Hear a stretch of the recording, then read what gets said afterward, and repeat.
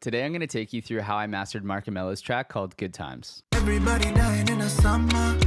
Make it 25 feel like 100. I'm going to break this up into two different videos. The first one's going to be focused on the sonics processing, so that's saturation and EQ. And the second one is going to be focused on dynamics, which is going to be the compression, limiting, etc. The first thing that I have on my mastering chain here is a FABFILTER Saturn, and I like to experiment with saturation towards the beginning of the mastering process to see if it's adding anything like fullness or bringing out details that sound nice in the track, adding an overall like coloration to the song as a whole. So in this case, I ended up on the FABFILTER Saturn. It's just on this warm tape setting, and again, it's adding a little bit of fullness and loudness to the track. Everybody dying in the summer. Make it 25 feel like 100. The next saturator that I have is a black box. You can set this saturator up on mid-side mode where you can saturate the mid or like the mono stuff separately than the sides. And I often find myself adding a little bit of saturation to the side to bring out those interesting side details. You know, maybe some delay stuff, some cool like percussion stuff. In this case, there's like a guitar on the sides that I was trying to subtly bring out as well. Subtlety is the name of the game. I have this on 3%. So it says 53, but it starts at 50, and this is what we have. Everybody dying in the summer. Make it 25 feel like 100.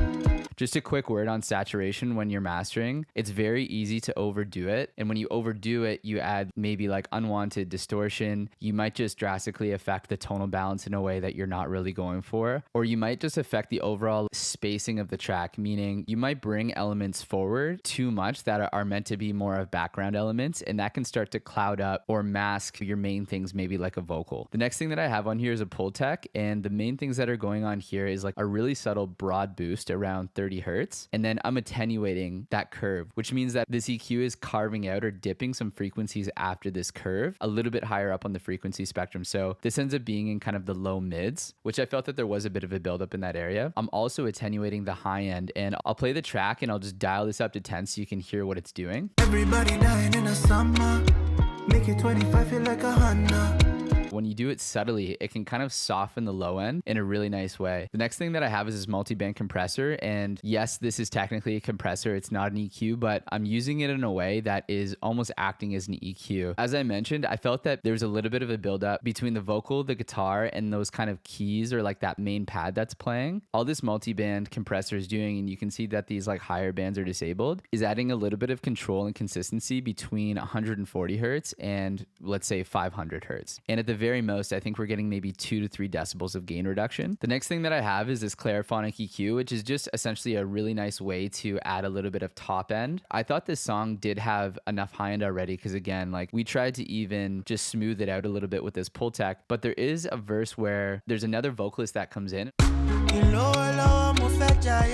Maybe this vocalist recorded in a different space or on a different microphone. It sounded like it was lacking some high end compared to the main vocalist. So I automated this clarity knob, which boosts the signal just in the middle. So I'm only affecting like the main vocal and not really the stuff that's going on the sides, so that it brings out the vocal a little bit more. So pay attention to the main vocal, how it feels like it's kind of farther back and then it's brought forward a little bit.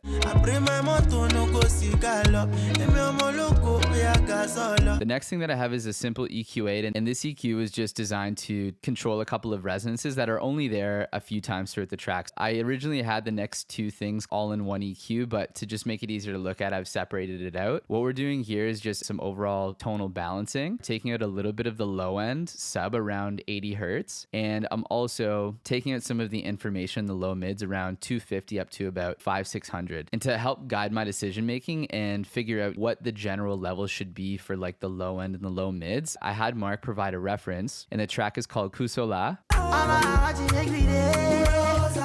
And then set up beside it here, I just have a spectrum analyzer. So it's taking a look at like what the low end is doing and the relationship between the kick and the bass. And if we now flip back to our track,